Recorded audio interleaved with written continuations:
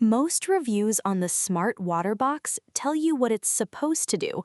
I wanted to know what it actually does, so I put it through the matrix, broke down the mechanism, checked the ingredients, and looked at what real users are reporting. This is the review matrix. Here's what I found. Here's what's actually going on with emergency water prep. Most people dealing with it aren't failing because they haven't tried. They're failing because the things they've tried only address surface level storage, not the real reason it keeps coming back to bite you, which is that stored water eventually runs out. That quiet frustration of doing everything right, buying the survival gear, and still feeling like you're stuck while everyone else seems to be progressing toward true self-reliance, that's the gap the Smart Water Box is designed for. When I broke down how the Smart Water Box actually works, it targets atmospheric humidity condensation directly, not just passive rainwater catchment or static barrel storage. That's the distinction that matters. Most off-grid alternatives work at the symptom level by just holding water you've already found, which is why you get results that fade when the bottle's empty. This goes a layer deeper.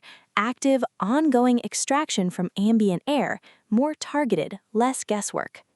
Running through the key components, the modified condenser setup, this is the one that stood out most because it directly addresses the fear of dry regions by maximizing surface area cooling.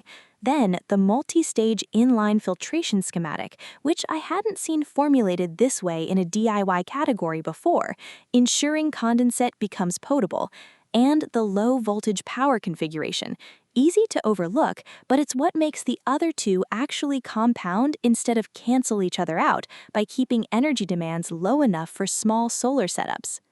Based on the breakdown and what consistent users are reporting, early on, usually within the first few days of assembly, most people notice a reliable, measurable collection rate in the holding tank. That tends to build into a predictable daily yield with consistency, matching your local humidity cycles. And longer term, the peace of mind that comes with a self-sustaining water source, the deeper change the ICP secretly wants.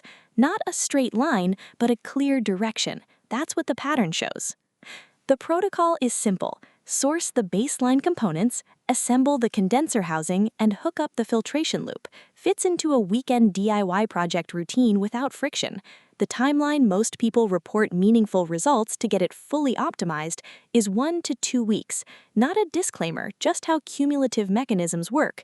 The first week is laying the foundation and sealing the system. The compounding efficiency kicks in after. One variable I always factor in, refund policy. The Smart Water Box Guide comes with a 60-day money-back guarantee. I treat that as a confidence metric. Companies don't offer real return windows on products they know under-deliver. It also means if the DIY blueprints don't work for your technical comfort level, you're not absorbing the full risk. That's a relevant input.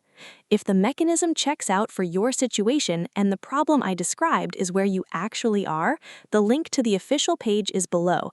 Direct link, no resellers, no markup. Go through it, cross-check what I've covered, and run your own matrix. You've got everything you need to decide. If you've already run your own test on this water offer, I genuinely want to hear what you found. Drop it in the comments. The more data points, the clearer the picture gets for everyone.